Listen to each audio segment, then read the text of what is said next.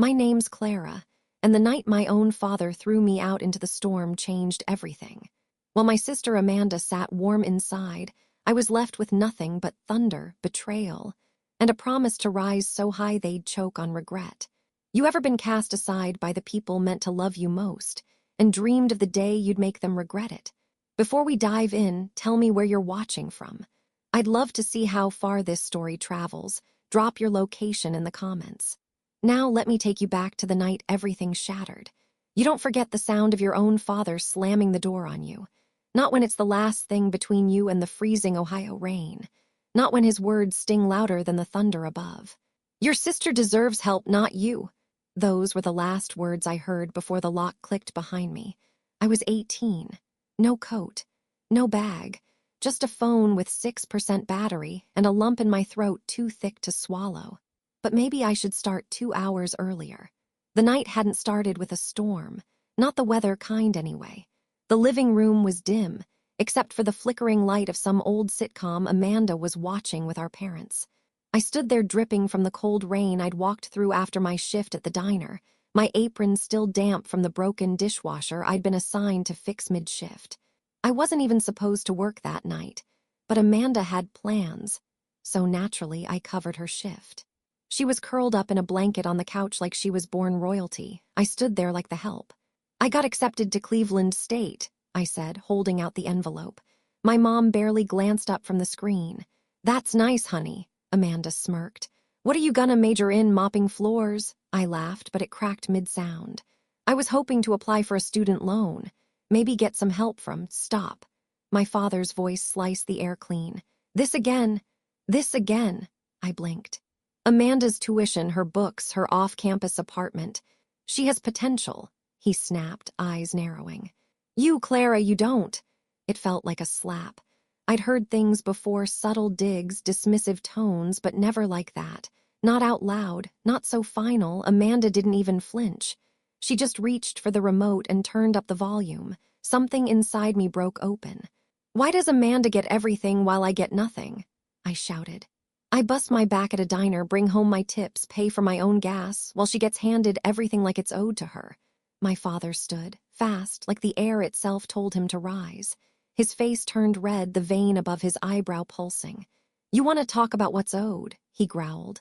You're lucky we even let you stay under this roof. You let me. I stepped back. I'm your daughter, you're an embarrassment, he roared, marching toward the door. Get out. What? You heard me, out now. The room spun. It's raining, where am I supposed to? Not my problem, he said, already unlocking the door. My mother didn't move, didn't blink. Amanda looked. Amused. She pulled the blanket tighter around her and said nothing. And then it happened. The door opened. The cold slapped my skin like punishment. My father shoved a half-empty umbrella into my hands and muttered, "Figure it out." And then he slammed the door behind me. I stood there on the porch, the rain already soaking my shoes. The streetlights buzzed in the mist. Thunder cracked above me. And my heart beat. It was louder than all of it. I walked down the steps, not because I knew where I was going, but because I knew there was no going back. The rain didn't stop. Not when my sneakers filled with icy water. Not when my fingers went numb gripping that broken umbrella. It followed me like a curse down every cracked sidewalk and empty streetlight glow of our Ohio neighborhood. I didn't even think. My legs carried me somewhere familiar, somewhere instinct chose long before logic had a chance. Rachel. We hadn't been close in the last couple years, not since she started college and I got stuck in part-time shifts and family drama. But once upon a time, she braided my hair before school and helped me bury my hamster in a shoebox behind her dad's shed. And right now, she was all I had. Her apartment was 5 blocks away. Each one felt longer than the last. By the time I reached her porch, I was shaking so hard I could barely press the doorbell. My knuckles scraped the wood by accident. 3 knocks, then silence. Please be home. A minute passed, then 2. I turned to leave just as the door cracked open and a voice I hadn't heard in too long gasped my name. Clara! Rachel stood barefoot in pajama pants, her black curls in a messy bun and eyes wide with disbelief. Oh my God, what happened to you? I wanted to answer. I really did. But the only sound I could make was a whimper, small, cracked, and entirely beneath me. Get in here, she said without waiting. She pulled me inside and slammed the door shut against the storm. Jesus, you're soaked. I looked down at myself, at the soaked clothes clinging to my skin, my wet hair dripping onto her clean tile. They kicked me out, I said. The words barely made it past my lips. Rachel didn't ask who. She just led me straight to her tiny kitchen and wrapped me in a blanket that smelled like vanilla and laundry soap. She handed me a steaming mug and didn't say anything for a while. The heat of the tea made my hands tremble harder.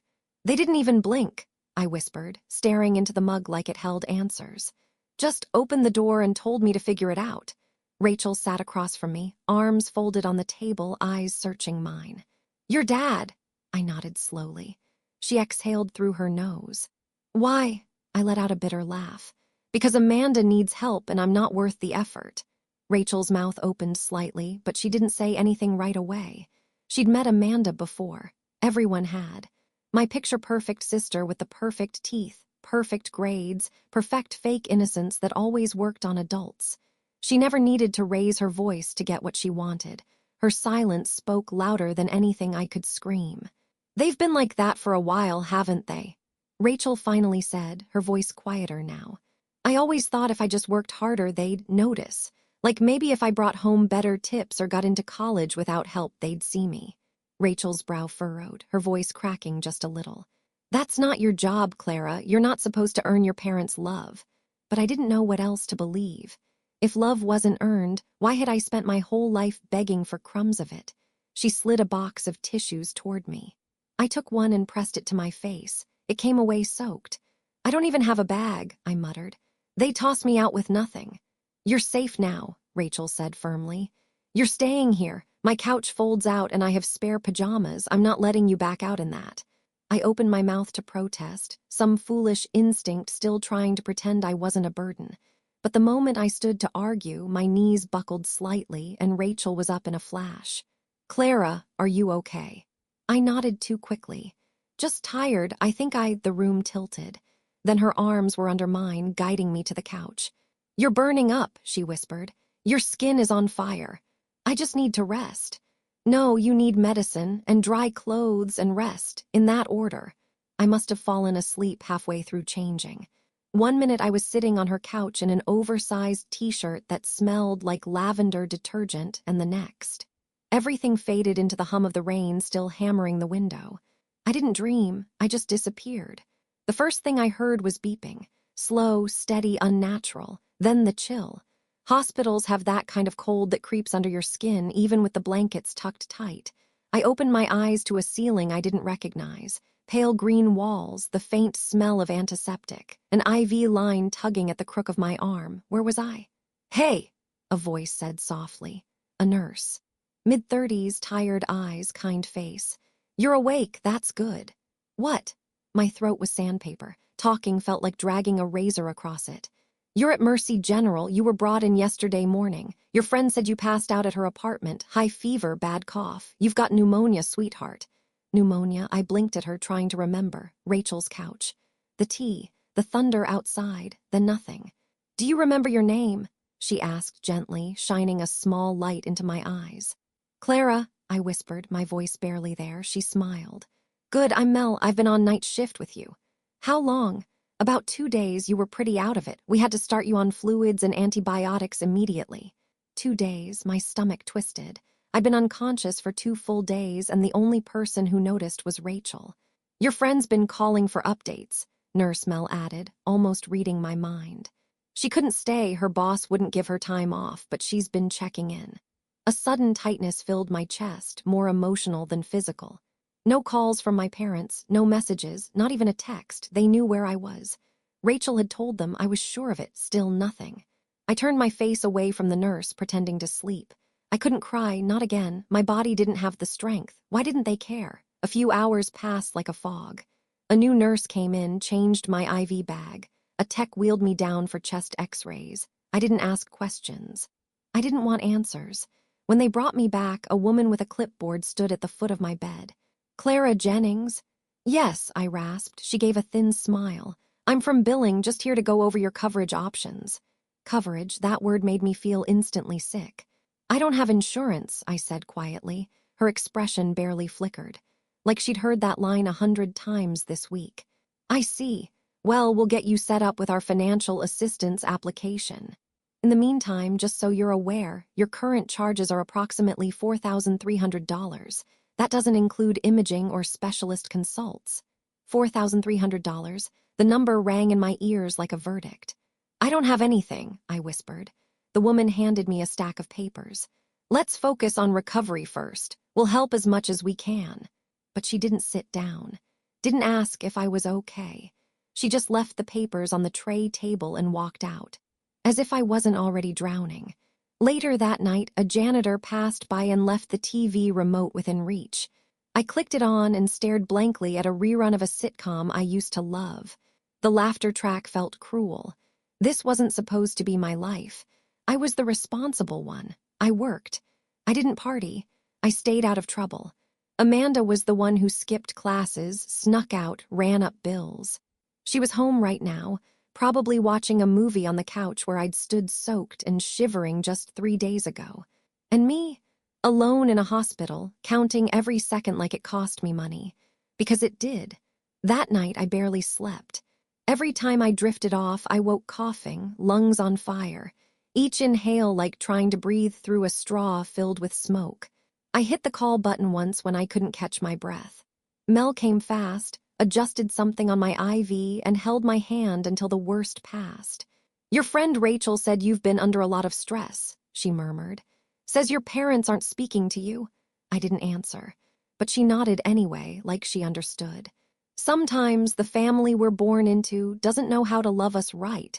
That was the first time I cried in front of a stranger. Not because of what she said, but because it was the first time anyone said anything that didn't make it worse. The next morning, I stared out the window and watched the sunrise. It should have felt hopeful. Instead, it just reminded me how long the day was going to be. I signed my discharge papers with a pen that didn't work unless I pressed hard. Fitting, really. The nurse smiled and wished me luck. The billing woman left another folder of payment plans on the tray table. And then they wheeled me out to the curb like I was just another patient in a long line of forgotten names. Rachel was waiting in her old Corolla, parked illegally with the hazard lights on and a box of tissues on the passenger seat. You okay? She asked as I eased in beside her, still wrapped in a hospital-issued cardigan and swallowing against the cough that lingered. I nodded, but the silence between us said what I couldn't. I picked up a heating pad for your back, she said softly. And I restocked the tea you liked. That nearly broke me. Back at her apartment, I didn't talk much. I just curled up under the blanket she always left folded at the edge of the couch and stared at the window as wind pushed against the glass like it was trying to get in. The pneumonia was better, but not gone. I still coughed if I moved too fast. My ribs ached from every breath, but I was technically recovered. And the hospital bill now sat in a manila folder beside my borrowed pillow. $6,112.58.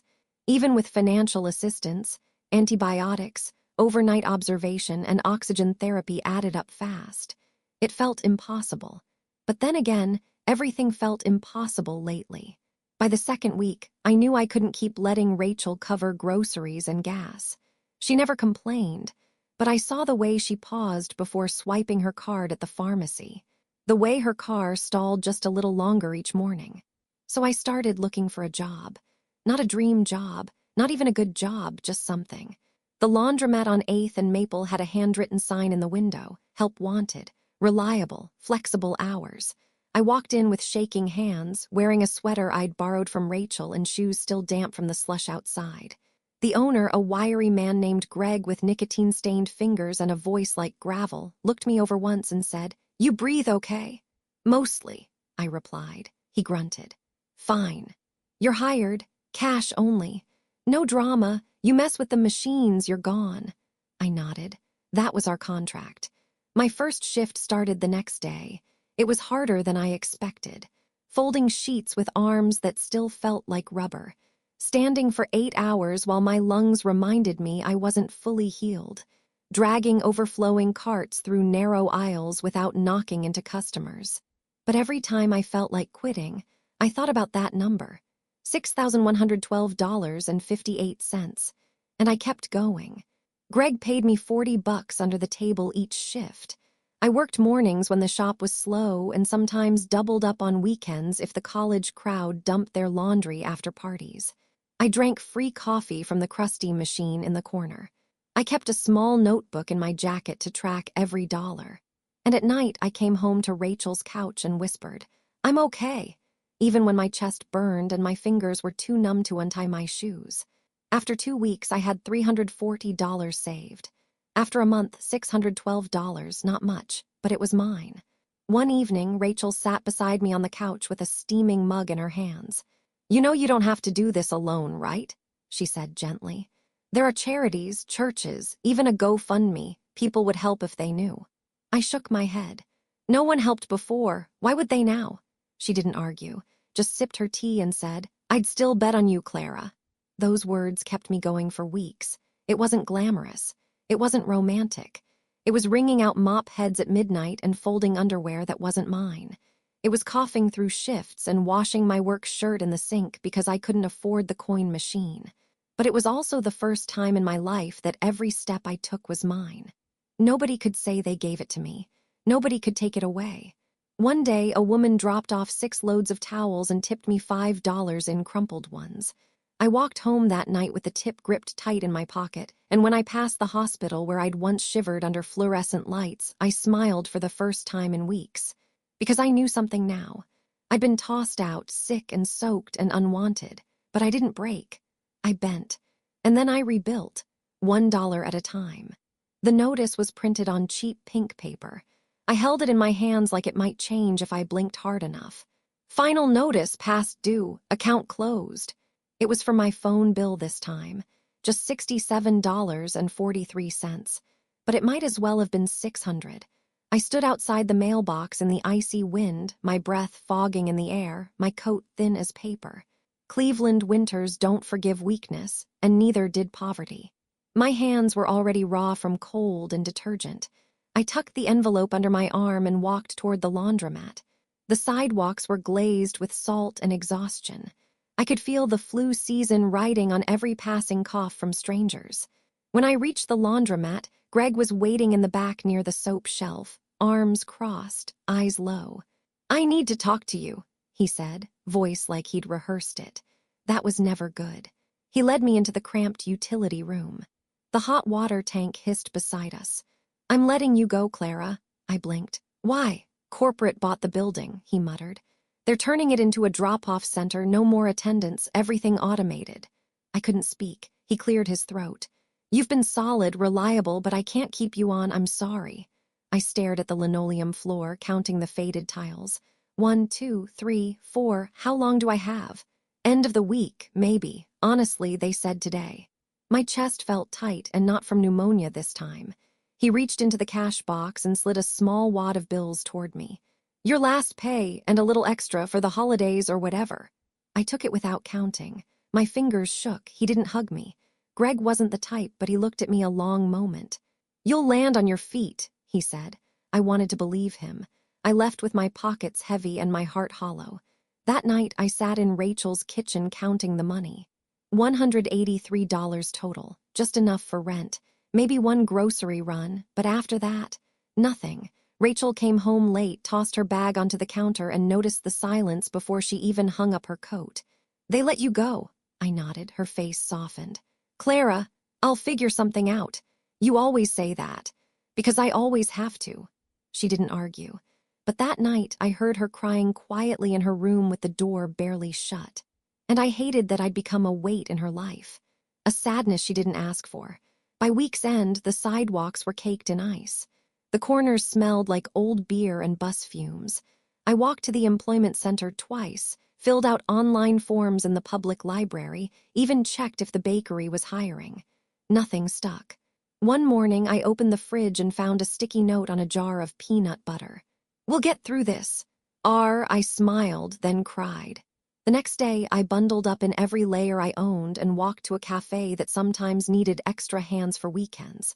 The manager, a girl my age with frosted pink hair, took one look at my cracked hands and said gently, "We're not hiring right now."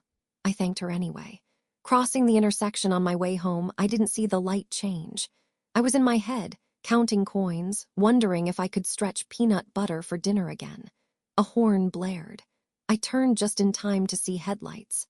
Then the world spun. The ceiling was white, too white. And this time I knew the smell of antiseptic before I even opened my eyes. Not again. A dull ache throbbed through my left arm, and when I turned my head, I saw the bandages. Clean, precise. A sling cradled my elbow like it had something to apologize for. Then I heard the voice. "I was hoping you'd wake up soon." I blinked slowly toward the source. A man sat in the corner chair. Early 30s, maybe. Soft gray sweater, navy coat folded neatly over his lap. He had that look, expensive haircut, calm hands, a face that wasn't trying too hard, out of place in this fluorescent room. "I'm Ethan," he said. "I hit you." My throat was dry, but I managed one word. "Oh." He leaned forward, elbows on his knees, face creased with concern. "You stepped into traffic. I didn't see you until it was too late." I closed my eyes, the flash of headlights, the horn, the moment my feet left the ground. "Did I break anything?" "No," he said quickly. "You're lucky, just a fractured ulna and some bruises." He hesitated. "They said you blacked out after the fall." That part was true. The street had swallowed me whole. The last thing I remembered was cold. "I'm so sorry," he added quietly. "I should have been more careful. You were just there, and I couldn't stop fast enough." His voice cracked slightly on the last word. I turned back to the ceiling. Of all the ways to end that week, this wasn't on my bingo card. Ethan didn't leave. Not right away. He stayed while the nurse came in, adjusted my IV, checked my vitals. He asked if I needed anything, if there was someone he could call. "No one," I whispered. Rachel would be worried, but I hadn't memorized her new number, and my phone was somewhere between the crosswalk and a stranger's glove compartment by now. Ethan nodded like he understood. Later, when I dozed off again, I expected to wake up alone. But he was still there, this time with soup.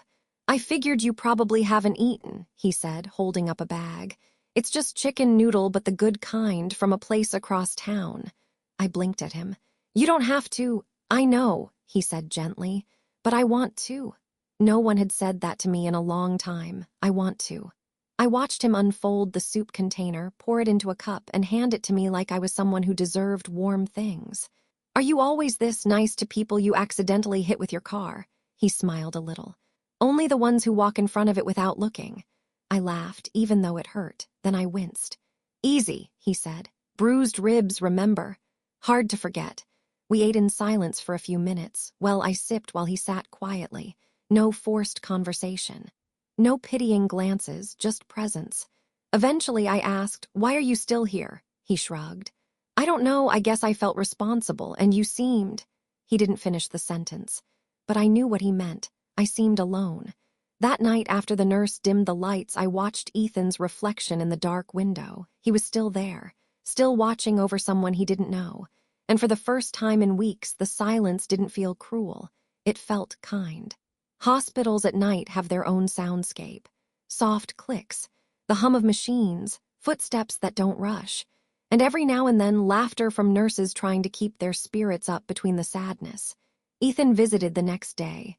And the day after that, always with something in his hands, a thermos of ginger tea, a folded newspaper, once even a puzzle book he swore wasn't just for grandmas. At first, I thought it was guilt. Some version of restitution, disguised in friendly conversation and high-end soup. But he never pushed, never asked questions that felt loaded. And he listened, not with that overeager therapist energy, but like he genuinely wanted to know how my mind worked.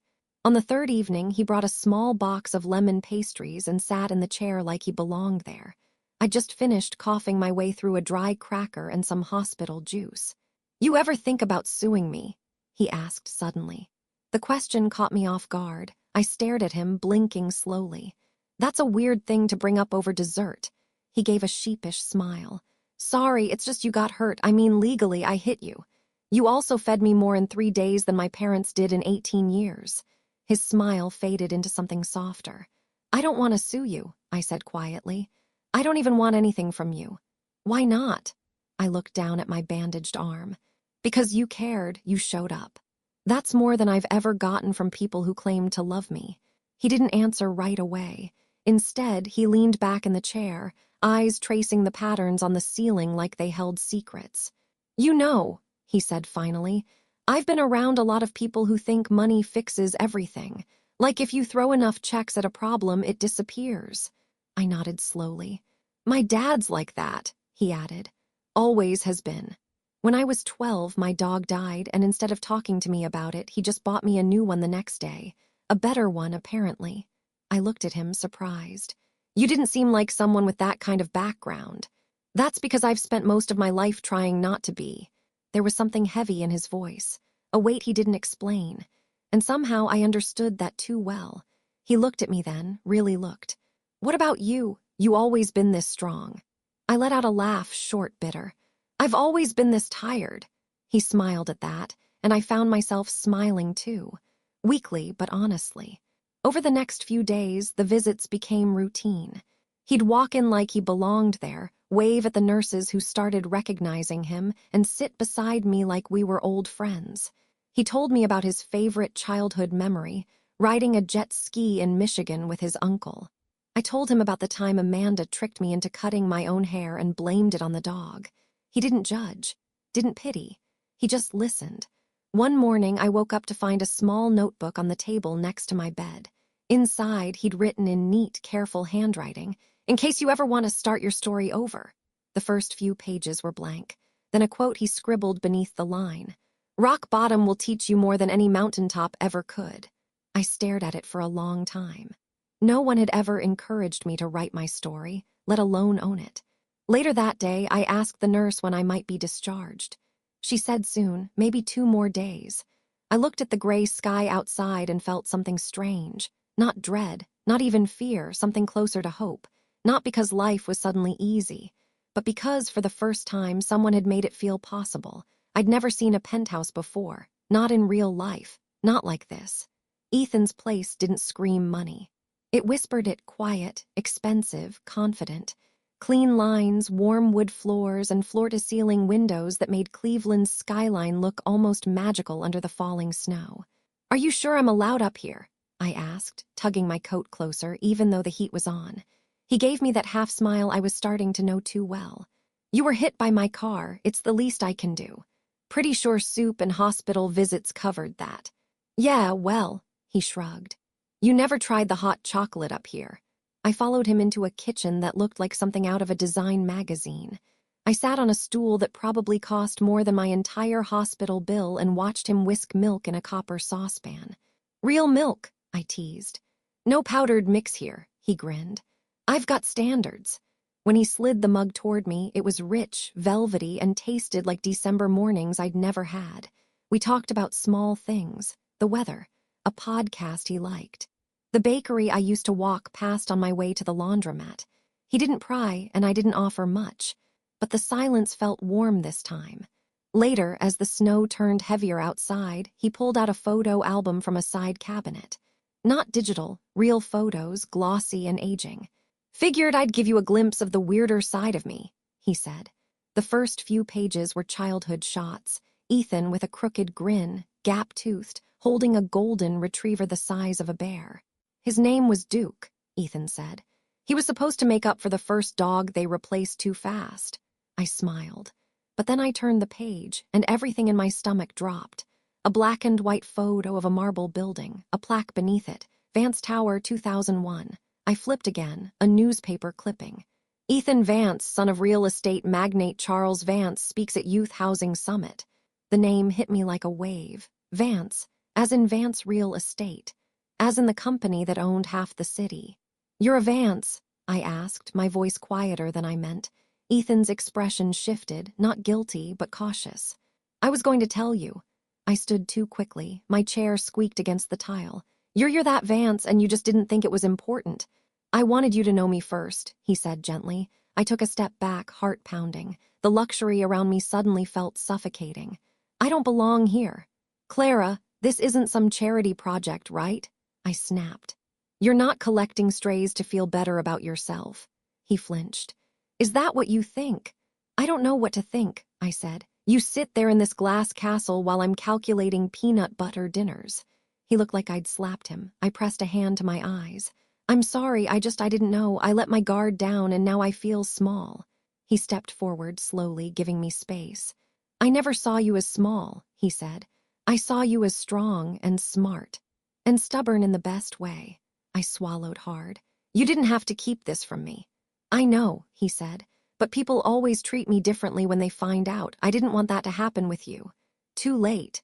Silence stretched between us, long enough that the snow outside started sticking to the glass. Finally, I sat back down, more from exhaustion than acceptance. "I'm not used to people wanting to know me, Ethan. They usually want something from me, or want me to go away." He knelt beside the stool so we were eye level. "I want you to build with me," he said.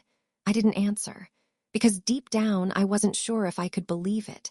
The first time I walked into a charity gala wearing heels that didn't pinch, I felt like I was impersonating someone richer, braver, better dressed. Ethan gave me his arm like it was the most natural thing in the world, like I belonged on his arm, like everyone in the ballroom wasn't glancing at me and wondering who's that girl. He leaned in and whispered, "They're all just people in uncomfortable shoes and overpriced outfits. You've survived worse." I didn't laugh, but I smiled because I had survived worse. At first, his world felt like a foreign country, different language, different rules. At events, people used words like legacy wealth and impact investing, and I nodded politely while secretly Googling definitions in the bathroom. But Ethan never made me feel stupid. He'd explain things patiently, answer every question, and ask just as many in return. I could tell he wasn't trying to impress me. He genuinely wanted me to understand. And little by little, I started too. It started with sitting in on meetings for a nonprofit Ethan sponsored. Then I was helping sort through donation logistics for a local women's shelter. Eventually, he pulled me into one of his own business brainstorming sessions. "You have a better instinct for people than most of my team," he said. "You see what's beneath the surface. I think that comes from having to read a room fast enough to know if it's safe to exist in it," I replied. He didn't laugh. He just said, "Exactly." There was a moment, about a month in, when I realized something had shifted. We were sitting in his study, sipping cocoa out of mugs with chipped edges, a relic from his college days, he insisted, and I was flipping through one of the startup pitches his team had passed over. "This one's not bad," I murmured. Ethan looked up. "You think?" I pointed to the marketing angle. "They didn't present it right, but there's a real audience here, especially women my age, working class, overlooked." He studied the page again, this time with new eyes. "You should come to the next pitch meeting." I blinked. "As what?" "As you." And I did. The suits in the room barely noticed me at first, until I started asking questions they couldn't answer, until I rephrased the pitch in a way that made it land. Ethan watched me the entire time, not like a proud boyfriend, like someone watching potential bloom. That night he handed me a folder. "What's this?" I asked. "An idea," he said. "Your idea. You've got the mind for this, Clara. You've got something they don't." "What's that?" "Perspective." I opened the folder. Inside, a proposal for a new startup, a mentorship and skills hub for underrepresented women trying to break into business. Built on community, not competition. "You'd be the face of it," Ethan said. "The founder." I stared at the papers. "No one's ever offered me a future before," I said. He smiled. "I'm not offering, I'm showing you what you already built. I'm just giving it a name." That weekend, the city blanketed in snow. Ethan took me to an ice rink under strings of soft lights, music playing faintly in the background. We glided across the ice, laughing as I nearly fell twice. When he stopped, he looked nervous for the first time. Then he knelt. In his glove was a ring, deep blue sapphire surrounded by tiny diamonds. "This isn't about saving you," he said. "It's about building with you. Will you marry me?" I froze, not from fear, from the quiet, unreal ache of being wanted. "Yes," I breathed. He slipped the ring onto my finger and the world didn't change. But I did. Because for the first time in my life, I wasn't reaching for someone else's dream. I was holding my own. The fire crackled quietly beside us, throwing soft light across the wood-paneled walls of the cabin. Outside, snow fell in lazy spirals, blanketing the pine trees in silence. It was our first Christmas together. Ethan sat beside me on the couch, our legs tangled beneath a shared blanket, his hand tracing idle circles on my wrist. Neither of us had said much for the past hour, just the kind of quiet that feels full, not empty. Then, without turning, he asked it. "Have you ever thought about going back?" I knew what he meant before he finished the sentence. "My parents," I said flatly. He nodded. I stared into the fire. The logs hissed as they cracked open. "I try not to think about them at all." He was quiet, letting me choose. "They never called, you know," I whispered. "Not after the hospital, not even when I got hit by the car. Rachel tried, left voicemails, nothing." Ethan's fingers paused on my wrist. I exhaled, slow and uneven. "I still remember the sound of the door slamming behind me," I said. "My father's voice echoing in that tiny living room. 'Your sister deserves help, not you.' Like it was a fact, like it was gravity." I looked down at my ring, caught the firelight and threw flecks of blue across the floor.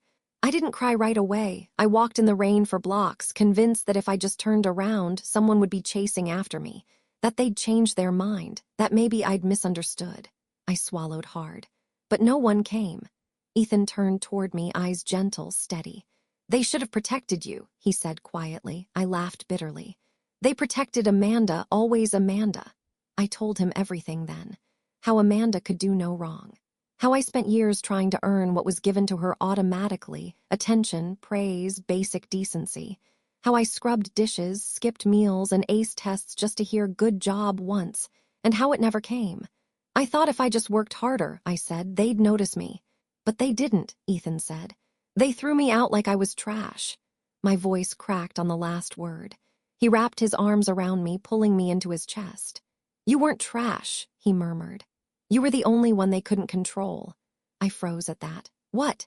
"That's why they hated it when you pushed back," he said. "Because you saw the cracks in the story they wanted everyone else to believe. You didn't play your part. You were too smart, too honest, too real." I let the words settle. I'd never thought of it that way. "It doesn't make it hurt less," I whispered. "I know, but you turned that hurt into something they'll never understand." I closed my eyes, leaning into him. He held me until the fire burned low. Later, when the lights were dim and we lay curled up beneath thick quilts, he whispered, "Then let's make a new family."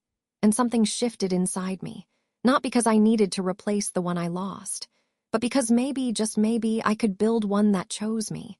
I hadn't stepped foot on that porch in 3 years.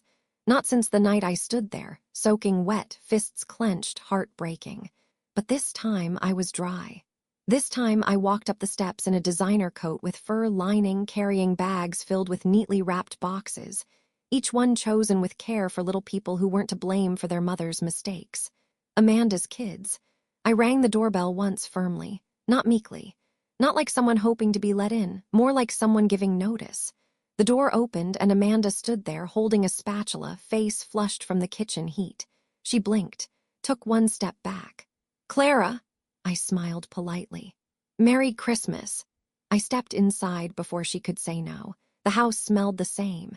Cinnamon candles, overcooked ham, a faint hint of lemon cleaner over old secrets. The living room looked almost untouched, same floral couch, same crooked family photos, same dusty television that hummed too loud. But the girl who once begged for a seat at this table, she didn't live here anymore. Amanda's kids, 2 girls, 1 boy, ran in, squealing with glee at the sight of gifts. "Are these for us?" One of them gasped. "All yours," I said, kneeling to meet their eyes. "From your Aunt Clara." Amanda looked stunned. She didn't stop me, just stood there, jaw tight, eyes darting between the diamond on my hand and the leather bag on my shoulder. My father emerged from the hallway a moment later, holding a beer. His hair was thinner now, his scowl unchanged. He opened his mouth to speak but hesitated when he saw what I was wearing, the way I stood. He looked at me the way someone looks at a car they used to drive, familiar but distant, unsure if it's even the same model. My mother hovered near the edge of the kitchen, drying her hands with a dish towel she didn't need.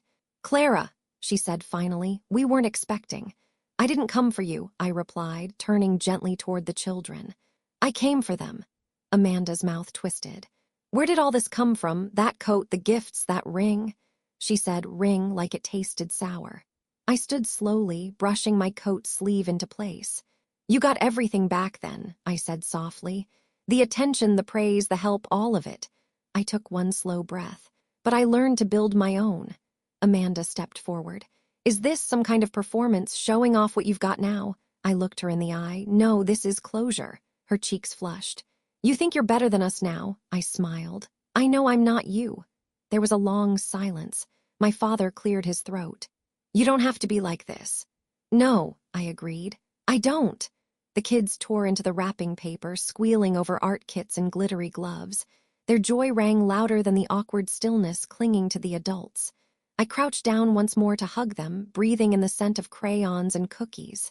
Then I stood tall, gave Amanda one last look, and walked to the door. As I opened it, I paused. You always made sure I knew I was unwanted, I said without turning. But you forgot to teach me one thing. What's that? Amanda said quietly. How to stay broken. And with that, I stepped into the cold, unshaken, unbothered, because I hadn't returned to beg. I'd returned to remind them, you don't get to write the last chapter of my story. I do. The boardroom was flooded with late afternoon light, gold and soft, the kind that makes glass sparkle and ambition feel alive. I straightened the final document on the conference table, exhaled slowly, and adjusted my blazer.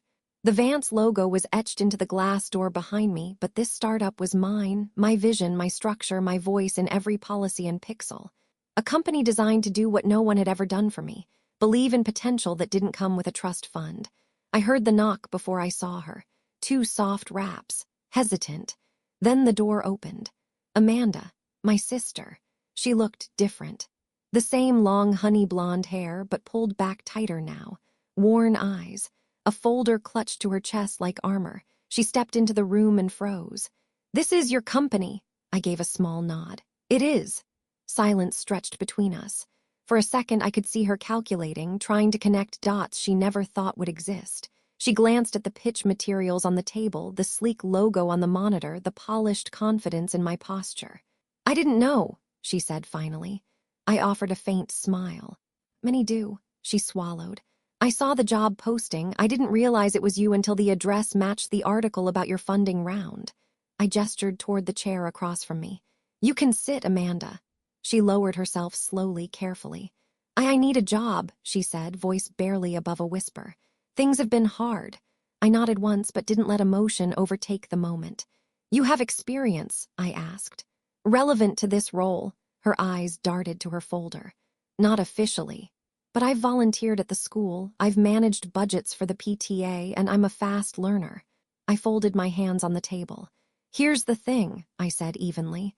I built this company for people like us, people who have been overlooked, people starting over, but no one gets a free ride.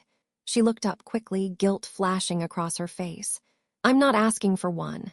Good, I said gently, because the job's yours if you earn it. She blinked. I don't expect you to fail, I added. But I also won't protect you from the work. You'll start in community outreach. You'll report to someone else. You'll build trust, prove yourself, just like I did. Amanda stared at me for a long time, and for once I didn't feel small under her gaze. I felt solid. You'd really let me work here? She asked, her voice cracking. I'd expect you to, I said. If you want to. Her eyes filled with something I hadn't seen in a long time, uncertainty that wasn't laced with superiority. Maybe even humility. And for a fleeting moment I saw a glimmer of the sister I always wished she could be. Okay, she whispered.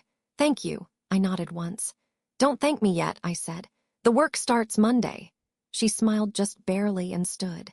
As she left the boardroom, I stayed seated, fingers resting on the table's edge. I wasn't the girl who was thrown out anymore. I was the woman who could open doors even for those who once slammed them in her face. 3 months passed. Amanda showed up every day, never late, never smug. She didn't ask for favors, didn't act entitled, didn't mention family once. She just worked. She took notes like her life depended on it, asked questions with real curiosity, and slowly, surprisingly, earned the respect of people who didn't know who she used to be to me. I watched from a distance at first, not as a sister, as a CEO. Because when you build something from pain, you don't hand over the keys to the person who caused the fire. You watch, you wait, you learn who they are now. And one rainy Friday afternoon, Amanda knocked on my office door with shaking fingers and red eyes. I looked up. Come in. she did, slowly shutting the door behind her like it was heavier than it used to be. She paused, then sat. I wanted to say something. I waited. She stared at her hands. I was cruel. When we were younger, I knew it. I think part of me enjoyed being the favorite, and when you got thrown out, I didn't fight it, I let it happen. I swallowed hard but said nothing. Tears slipped down her cheeks. They broke us, she whispered, but in different ways. The words hit something deep in me. I leaned back, watching her, not with pity, not with resentment, just truth. I know, I said softly. They broke me by making me feel invisible. They broke you by convincing you that was okay. She looked up, eyes wide. Maybe, I continued, we don't have to stay broken. Amanda nodded slowly. I'm sorry, Clara, truly. I stood, walked around the desk, and pulled her into a hug. She trembled in my arms, and for the first time in our lives, we weren't rivals or roles or reflections of what they made us. We were just two women trying to heal. Maybe we fix it, I said gently, together. She nodded against my shoulder. Outside the office, our team buzzed, phones ringing, voices laughing, papers shuffling. Life moving forward. And for the first time, I didn't feel like I was running from my past. I was rewriting it, not by erasing what happened, but by choosing what happens next. As Amanda left, I glanced at my reflection in the window, older, stronger, free. I smiled, not because everything was perfect, but because I finally wrote my own ending. And maybe the next chapter wouldn't start with pain.